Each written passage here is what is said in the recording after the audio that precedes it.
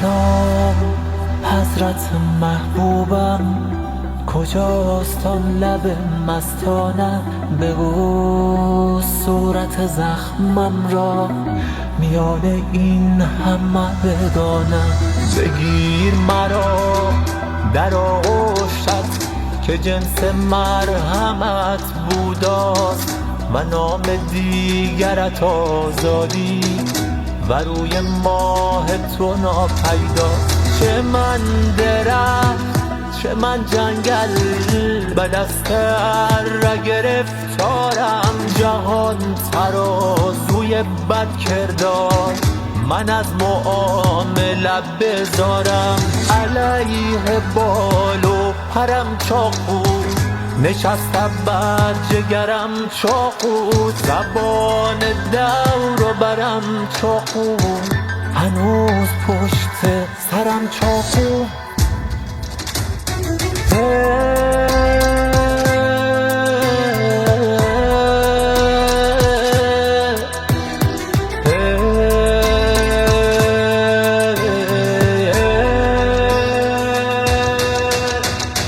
حنجره مجروح زنده تر از فریاد، یاغی به سنگر در طلب جلاد. صحبت رو آقای فهیم یک پرزنتیشن رو تهیه دیدن که در رابطه با تاریخچه حقوق بشر، اعلامیه جهانی حقوق بشر و اینکه حقوق ما در آمریکا چیست قرار صحبت کنن.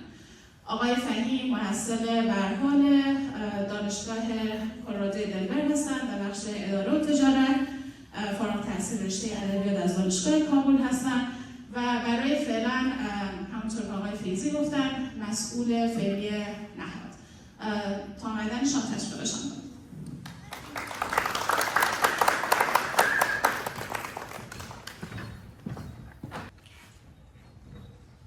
عرض سلام و خسته نباشید دارم خدمت یکایک شما مهمانان نهایت عزیز.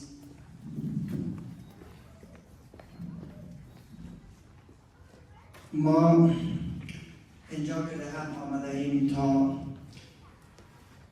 کرامت انسانی انسان‌های را گرامی بداریم که در طول 1.5 قرن گذشته زنجیره از بدبختی‌ها، شکنجه‌ها، تبعیض‌ها و خشونت‌ها را متاسفانه تحمل کردند و این زنجیره ناممون هنوز هست جریان داره و ما شما می‌دانیم که سرزمین ما و شما را یک مجموعه کنترل میکنه که نه به انسانیت، نه به اسلام، نه به بشر به حیث یک مخلوق خداوند و هیچ کدام از این ارزش‌های اجتماعی باور ندارن و اهمیت نمیدن. به این خاطر هدف سمینار ما شما این است که ما اطلاعات حقوقی و اطلاعات حقوق بشری خود را بیشتر بسازیم و این باعث میشه که ما و شما آگاهانه تصمیم بگیریم، آگاهانه عمل بکنیم و همچنان کسی را اجازه ندیم که حقوق ما را پامال بکنه. سمینار امروزی ما و شما از 2 بخش تشکیل میشه که بخش نخست مربوط به حقوق بشر هست که من ارائه میکنم خدمت شما و بخش دوم مربوط به هزار جنساید یا قتل عام هزاره هاست که همکارم آقای غزنوی خدمت شما. در بخش نخست یا در بخش Human Rights ما 3 نکته اصلی صحبت داریم.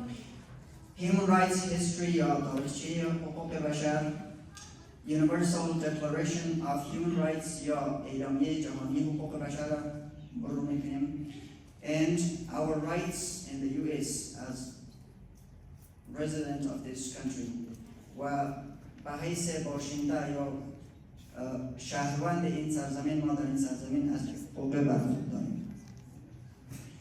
خوب است قبل از همه یک تعریفی از حقوق بشر داشته باشیم. مطابق تعریفی را که UN ارائه کرده حقوق بشر اینگونه تعریف می‌کنند. Human rights are the fundamental rights and freedoms to which all human beings are inherently entitled. یعنی مجموعه آزادی‌ها و حقوق بنیادین و اساسی اند که همه انسان‌ها بدون تبعیض و طور طبیعی و ذاتی از آن برخوردار است. یعنی این حقوق را نه کسی برای انسان داده میتونه و نه ازش گرفته میتونه. این حقوق وقتی یک کسی به حیث انسان متولد میشه ذاتاً و طبیعتاً حقش هست. و حقوق بشر معمولاً این سه دسته‌بندی یا سه کاتگوری را میتونه شامل شود. Right to life and liberty، حق آزادی و حق حیات یا حق زندگی. Freedom of thought and expression، آزادی بیان و آزادی اندیشه. Equality before the law، برابری در مقابل قانون. ما شما در کشور زندگی میکنیم که کشوری پرچمدار قانون مداری در دنیا هست. پس ما خوب است که قانون را بدانیم و بعد مطابق قانون عمل بکنیم. Human Rights History یا تاریخچه حقوق بشر را اگر با هم یک مروری داشته باشیم، تاریخچه حقوق بشر همزاد با خود بشر هست. یعنی از روزی که بشر متولد شده باش حقوقش هم ایجاد شده و حقوقش همراهش بوده. اگر از لحاظ دینی این موضوع را بحث کنیم، حقوق بشر از زمان حضرت آدم یعنی از فرزندان حضرت آدم آغاز میشن. وقتی حابیل به دست قابیل برادرش کشته میشه، اینجا قتل عمد صورت میگیره و این قتل یعنی گرفتن حق حیات یا حق زندگی کسی است. این موضوع حقوق بشری. ما یک دوره بسیار طولانی را به نام Pre-Human Rights Era یا عصر ما قبل حقوق بشر داریم که در این دوره نه عدالت وجود داره. There is no justice and no equality. یعنی نه عدالت وجود داره نه برابری و مساواتی. This era could be called the era of oppression and injustice. این عصر ما عصری استبداد و عصری نابرابری یا بی‌عدالتی میتونه نام کنیم. در این دوره این قاعده های زیر معمولا مرسومند. کسی که در رأس قدرت هست به معنی حقیقت مطلق هم هست. یعنی کسی حق نداره در مقابلش اعتراض بکنه و برش که این درست این ناحقه. و اگر انسان‌های تابع یا انسان‌های اون جامعه میخواستن زنده بمانن، یگانه راه حل زنده ماندنش این بودن که سبمیت کنن، یعنی اطاعت محض از اون فرماندار یا از اون حاکم و پادشاه میکنن. کسانی که جزء دارودسته این قدرتمندان و این امپراتوران بودن، اینا مسئول بودن. They were safe. If not, they were slave. و کسانی که خارج از محدود بودن یا برده بودن یا هم محکوم به نابودی. اولین سند تاریخی را که ما در مورد حقوق بشر ازش نام میبریم سند است به نام منشور کوروش کبیر یا The Cyrus Cylinder که در حدود 539 قبل از میلاد، زمانی که کوروش کبیر بابل باستان را فتح میکنه، این یک منشور را ترتیب میده در 20 خط روی یک استوانه گیری مینویسه که استوانه در سال 1879 توسط یک باستانشناس ایرانی آمریکایی بریتانیایی کشف میشن و این اولین سند الهام بخش حقوق بشری نامیده میشن. در این سند آقای کوروش اول خود را معرفی میکنه و بعد میاد این 4 نکته اساسی را بیان میکنه که این 4 نکته بسیار مهم است برای شما. Number 1, religious freedom. یه آدم اعلام میکنه که میگه در سرزمین من آزادی ادیان آزاد است. یعنی هر کس به هر دین و مذهبی که باور داره میتونه به اون دین و مذهب آزادانه عقیده‌مند بشه و پیروی بکنه. معابد قبل از او تخریب شده بود، یه آدم آمد معابد را اجازه داد چون هر کس میتونه معابد و عبادتگاه‌های خود را ترمیم بکنه. Right to return and property. حق بازگشت یا حق عودت به سرزمین و همچنین حق مالکیت را یه آدم مطرح میکنه. قبل از این کسانی بودن که به حیث برده و غلام یا کنیز از سرزمین‌های دیگه آورده شده در این سرزمین، یه آدم آمد گفت شما آزادین، هر کس هر کجایی که می‌خواید برن و آزادانه زندگی بکنن. And also you have the right of property و هم شما حق دارین مالکی چیزی باشین. قبل از این آدم‌ها را اموال و داراییشان کسی ضبط می‌کرد و کسی هم حق نداشت سوال بکنه به چی دلیل. اما این آدم آمد گفت نه، شما حق دارین املاکشون برای شما برگردانده میشه و شما حق دارین هر چیزی رو داشته باشین. Number 3, justice and equality. موضوع مهمتر عدالت و انصاف یا عدالت و برابری را مطرح میکنه که در سرزمین ما وجود داره. و نمبر 4 cultural preservation یا حفظ میراث فرهنگی در این سرزمین آزاد است. بعد از دوران کوروش کبیر ما عصر یونان باستان یا کلاسیکال گریس را داریم که در حدود 450 قبل از میلاد فیلسوفان بزرگی چون ارسطو، سقراط و افلاطون اینا آمدن روی موضوع حقوق بشر بحث کردن و اینا موضوع ethics یا اخلاق را مطرح کردن، موضوع equality یا مساوات و برابری را و همچنین natural law یا حق طبیعی بشر را مطرح کردن. همزمان با این فیلسوفان خود رومی ها، شهروندان عادی روم آمدن روی بعضی قوانین کار کردن که به نام citizenship rights یا حقوق شهروندی، legal codes یا حقوق مدنی یا قوانین مدنی همون جامعه. بعد آمدن این دو قانون را اینا در یک استوانه 12 گانه یا در 12 لوح سنگی یا برنزی چاپ کردن و به حیث قانون یا منشور یونانی ها ایران قابل اجرا کردن که در اینجا اینا civil law یا حقوق مدنی، criminal law یا حقوق جرمی، procedural law یا حقوق رویه‌ای یا روند حقوقی را اینا مطرح کردن. رومی ها با این کارشون در واقع قانون را استانداردایز یا معیاری ساختن و همچنین accessible یا قابل دسترس برای همه ساختن.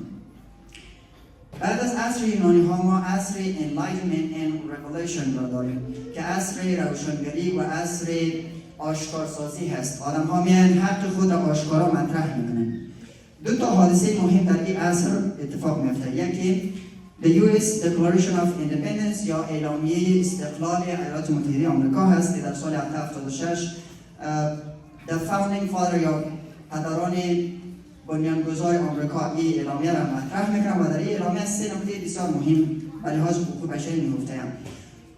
Life حق زندگی یا حیات، Liberty حق آزادی and Pursuit of Happiness یا جستجوی خوشحالی. این حقوق را اینا مطرح کردن و گفتن ما به حیث انسان حق داریم این حقوق را خود ما ایجاد بکنیم و کسی به اسم شاه حق نداره از بریتانیا برای ما حکم کنه ما چی کنیم یا چی نکنیم. و حادثه دوم که در سال 1789 اتفاق میفته حادثه استقلال فرانسه هست که در این استقلال هم اینا 17 ماده را تحت عنوان اعلامیه استقلال فرانسه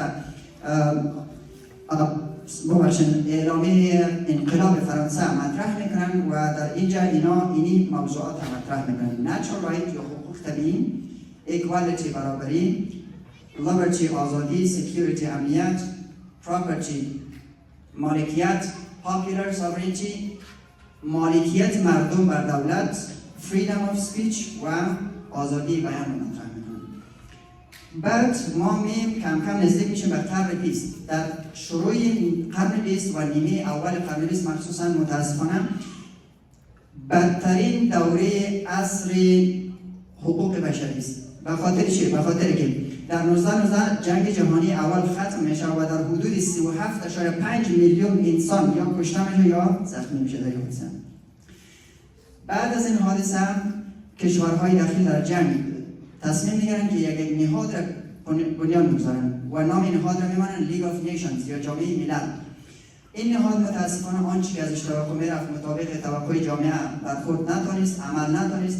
بعد این باعث شد که جنگ مهمتر از اتفاق افتاد که جنگ جهانی دوم هست و در جنگ جهانی دوم متاسفانه 2 برابر بیشتر از جمعیت اولی یعنی 85 میلیون جمعیت داخل شده که کشته و زخمی میشن و در این حادثه به طور مثال 6 میلیون تنها یهودی در قضیه هولوکاست یا قضیه یهودی کشی یا حادثه‌سازی توسط هتلر قتل میشن.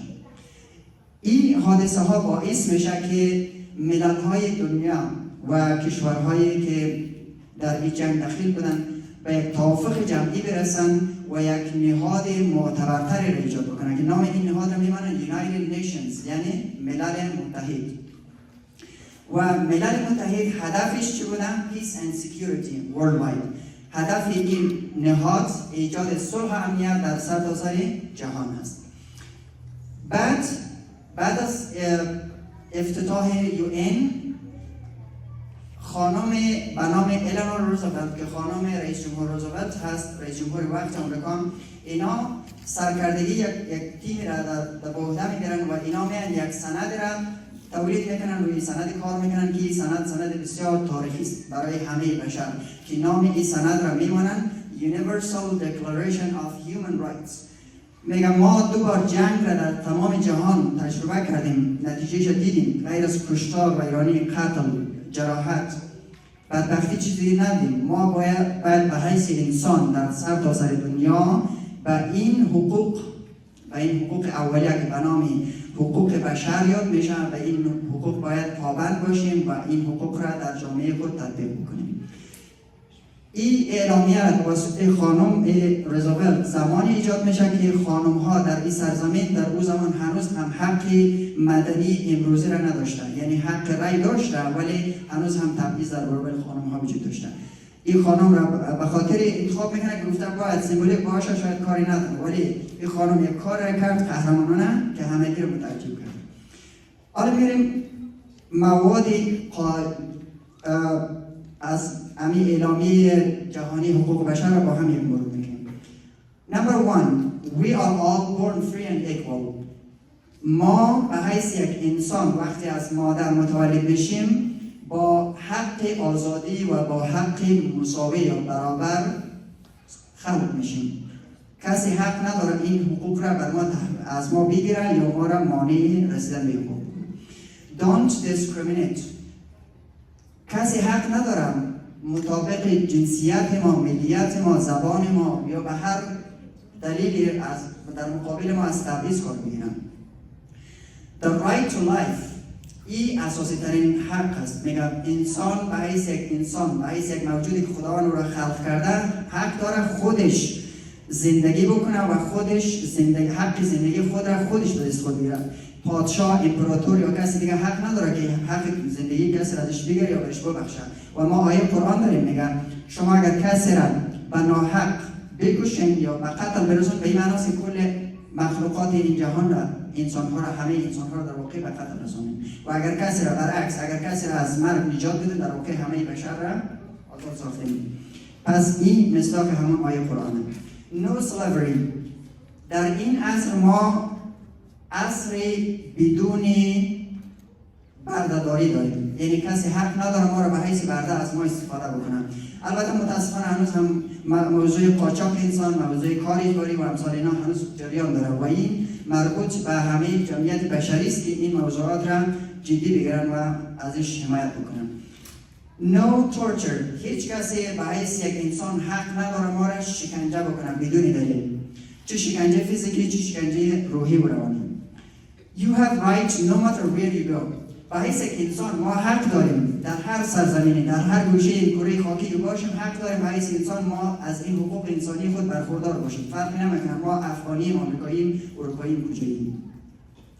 We are all equal before the law. ما در برابر قانون همه از حقی برابر و مساوی برخورداریم. کسی حق نداره ما به حیث مثال از افغانستان میگم به حیث هزاره من حق نداره که یک برادر پشتون من بیا از تبعیض در مقابل من کار بگیره و قانون را خلاف آنچه که اصول ایجاب میکنه بر من تطبیق بکنه. Your human rights are protected by law. در هر سرزمین، در هر گوشه کره خاکی که ما زندگی میکنیم قانون اساسی اون کشور این حقوق را برای ما مسئول نگه می‌داره، این حقوق را برای ما تضمین میکنه. No unfair detainment. کسی حق نداره ما را بدون دلیل قانع و قاطع ما را بازداشت خودسرانه بکنه یا بازداشت غیر عادلانه انجام بده. The right to trial. اگر ما بازداشت میشیم، اگر فرض بدونیم خدای نکرده کسی مرتکب جرم میشه، کسی حق نداره بلا فاصله حکم صادر بکنه. ما حق داریم که اونجا یک ترایل یا محکمه قانونی طی مراحل قانونی مطابق محکمه انجام بگیره. We are always innocent. از لحاظ حقوق بشری میگه انسان ها همیشه معصومن، همیشه پاک از گناهن، همیشه پاک از خطاهن. زمان جرم کسی ثابت میشه که توسط قاضی، توسط محکمه با صلاحیت جرمش ثابت شده باشن. تا او زمان را، تا قبل از او زمان را همه انسان ها اصل بر اینه که انسان بیگناه است. We are always innocent. The right to privacy و همچنین ما به حیث انسان حق داریم که حریم خصوصی داشته باشیم. دولت یا زورمند یا هر کسی دیگه حق نداره حریم خصوصی ما را از ما بگیره یا در حریم خصوصی ما دخالت ایجاد بکنه. Freedom to move. ما به حیث انسان حق داریم در هر گوشه از این کره خاکی بخوایم حرکت بکنیم و در هر گوشه این دنیا اگر بخوایم مسکن بگذاریم و زندگی بکنیم و این حق را کسی از ما گرفتن نمیتونه. Right to asylum. اگر کسی به دلایل امنیتی یا به هر دلیلی در سرزمین خودش مورد ظلم و تجاوز قرار میگیره، مورد شکنجه قرار میگیره، حق داره در هر گوشه این کره خاکی که پناهندگی بده، او حق را کسی ازش گرفتن نمیتونه. Right to a nationality. حق تابعیت یک کشور حق طبیعی هر کسی هست. کسی حق نداره این حق را ازش بگیره. Marriage and family. حق ازدواج و حق تشکیل خانواده حق طبیعی بشر. کسی حق نداره خانم‌ها را یا مردها را به اجبار وادار به ازدواج اجباری و ازدواج ناخواسته بکنه.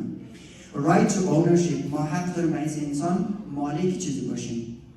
Freedom of thought. ما حق داریم آزادی اندیشه داشته باشیم. Freedom of expression. ما حق داریم آزادی بیان داشته باشیم. هر چیزی را که بتونیم بگوییم، ابراز بکنیم، البته مشروط به حفظ کرامت و حفظ حقوق دیگر انسان. The right to public assembly. ما حق داریم که اجتماع تشکیل بدیم، گرد هم جمع شویم. نمونهش ما شما امروز از این حق خود استفاده کردیم، آمدیم روی موضوع بحث میکنیم. این یک حق ماست. The right to democracy. حق شرکت در روندهای دموکراتیک کشورها. مثلا ما در ایالات متحده حق داریم به شکل مستقیم با رأی یا به شکل غیر مستقیم با انتخاب نماینده در روندهای دموکراتیک سهیم باشیم. Social security. کسی که مریض هست، بیمار هست یا به هر دلیلی که در یک کشور زندگی میکنه درآمد نداره، امنیت اجتماعیش باید حفظ شد. شما با سوشال سکیوریتی اینجا خیلی آشناییم که بنفیت ها و منفعت های خیلی خوبی داره در کشور. Workers right. ما به حیث انسان در هر سرزمینی حق داریم که از حقوق مساویانه کار برخوردار باشیم و از مزد عادلانه و منصفانه برخوردار باشیم. Right to play. ما به حیث انسان همیشه نیازمند تفریح و سرگرمی هستیم و کشورها مسئولیت دارند که وسیله تفریح و سرگرمی را برای ما انسان ها فراهم سازند. Food and shelter for all. به حیث انسان ما حق داریم دسترسی عادلانه و برابر به سرپناه و غذا داشته باشیم در هر کشور دنیا. The right to education. کودکان به حیث نهادان و به حیث فرزندان و جمعیت آینده بشری حق دارن آزادانه از حقوقشان برخوردار باشن، از حقوق تعلیم و تربیتیشان. Copyright. کسی چیزی را می نویسد، چیزی را تولید میکنه، محصولاتش حق داره ازش محافظت شود و کسی حق نداره محصول یک نفر را بیاره به نام خود استفاده کنه. A fair and free world. جهانی عاری از خشونت و جهان منصفانه حق طبیعی هر بشر هست. Responsibility. همه این حرفایی رو که گفتیم مسئولیت ما هست که اینها را بداریم و مسئولیت ما هست که به کسی حق ندیم که این حقوق را از ما بگیرن. No one can take away your human rights. با دانستن این حقوق حالا میدانیم که هیچ کسی حق نداره این حقوق را از ما بگیره. و در آخر چند تا قانون هست در این کشور که بسیار حیاتیه برای همین شما، چون شما همیشه با او سر کار داریم. قانون اول به نام Civil Rights Act یا قانون مدنی میگیم. در این قانون برای ما قانون این حق را میده که کسی در مقابل ما دیسکریمینیشن یا تبعیض نکنه. ما به حیث یک مهاجر وقت در جای کار میکنیم کسی حق نداره به حیث یک مهاجر با ما برخورد کنه، به حیث یک انسان با ما برخورد میکنه. و اگر کسی این قانون را نقض میکنه مطابق قانون اساسی آمریکا، شما میتونید او آدم را سو بکنید یا او کمپانی را سو بکنید. American with Disability Act یا حقوق معلولیت ها در آمریکا هست که اگر کسی معلول هست کسی نمیتونه در مقابلش نابرابری و بی‌عدالتی بکنه و حق داره که در این مورد هم بر مراجع مربوطه شکایت بکنه و قانونا نفر را یا نهاد را سو کنه. Occupational Safety and Health است که اوشا میگن برش در اختصارش اصل ایمنی و اصل صحت در کار برای ما و شما برمان میرن. یعنی در کار ما را کس وادار نمیتونه به کاری را که ما نمیخواهیم ببره اجباراً سر ما کار را انجام بده یا کاری بکنه که امنیت جانی ما و صحت ما را به خطر مواجه بکنه.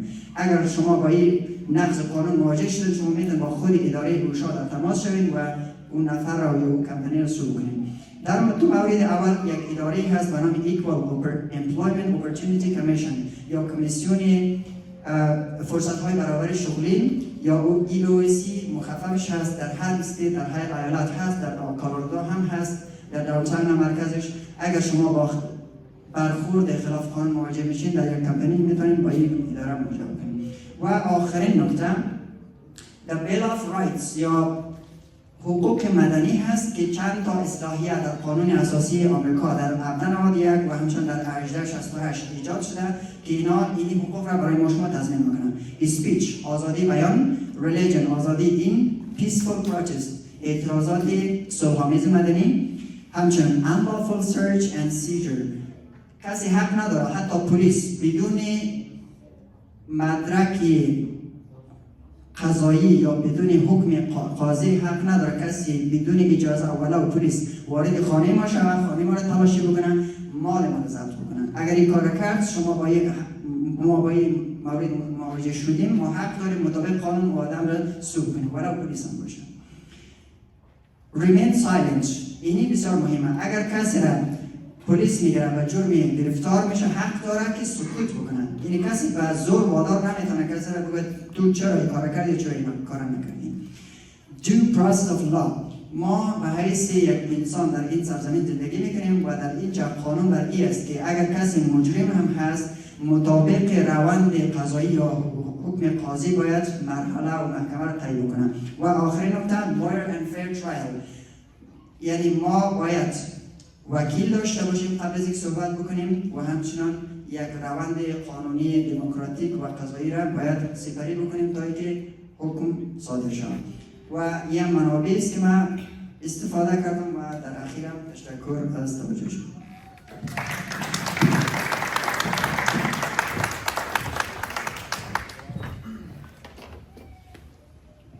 تشکر از آقای فهیم به خاطر صحبتشان در رابطه با حقوق بشر. واقعا مهم است که راجع به حق خودمون بفهمیم.